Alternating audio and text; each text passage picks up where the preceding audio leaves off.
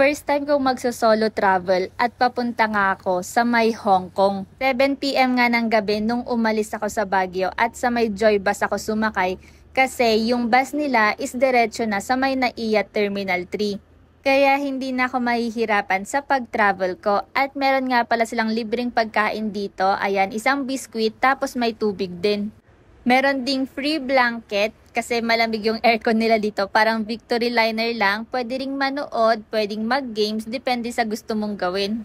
Yung binayaran ko nga pala dito sa Joy Bus is nasa 900 plus siya. Para siyang first class ng Victory Liner pero para sa akin, mas maganda itong Joy Bus kasi nga kung OFW ka or pupunta ka ng ibang bansa, dito ka na lang sa Joy Bus sasakay kasi diretso na siya sa NAIA Terminal 1, 2, and 3. At nakarating na nga ako dito sa may NAIA Terminal 3 at hindi ko alam yung ginagawa ko since nga na first time kong magta-travel abroad tapos wala pa akong kasama.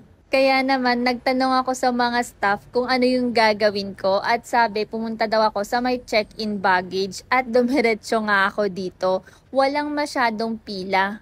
11:30 PM nga nung nakarating ako dito sa may NAIA Terminal 3. Tapos yung flight ko pa is 7:15 AM ng umaga. Ang aga kong pumunta dito kasi ang rason ko, meron akong mahabang oras para magtanga-tangahan at hindi ako malilate sa flight ko. After ko nga sa check-in baggage, dumiretso na ako sa may immigration at talagang kabado ako kasi akala ko ma-offload ako. Pero napakabilis lang ng proseso doon kasi tinatakan na ako at ayan, nakakain na din ako ng dinner ko.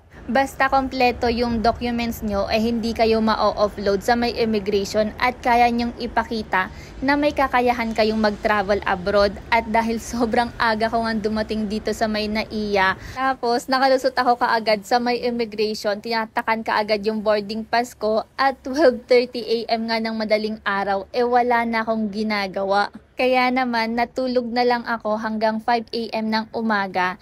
Tapos malapit nang mag 6 AM nung in-announce na delay yung flight. Na-delay ng isang oras kaya naman 8 o'clock na nung nag-take off yung plane. Medyo kabado nga ako kasi mag-isa ko nga lang na nag-travel pero ang sabi ko hahanapin ko yung nawawala kong sarili. Just At sa may window seat nga ako nakaupo kasi dun sa online Cebu Pacific nagbayad ako ng add-ons para sa seat selector at yung pinili ko nga is yung nasa premium 3A. Tapos ito yung binili kong pagkain dito sa my plane. Bumili ako ng tinapay at ng isang cup noodles kasi gutom na din ako. Hindi kasi ako nakakain dun sa may terminal. At yung pinakagusto ko ang part dito, wala akong kaupo. Kasi ayoko talaga ng may katabi ako, lalo na kung hindi ko rin kakilala. And after 1 hour and 40 minutes nga, nakarating na kami dito sa may Hong Kong. Sabi ng mga kakilala ko na nakapagbakasyon na sa may Hong Kong, wala daw katapusan ang lakad. And totoo nga, kasi andito pa lang ako sa may Hong Kong International Airport. Grabe, pagod na yung paa ko. Kasi nagkandaligaw-ligaw ako, hindi ko alam kung saan ako pupunta. Hinahanap ko yung packet wifi ko, yung octopus card ko.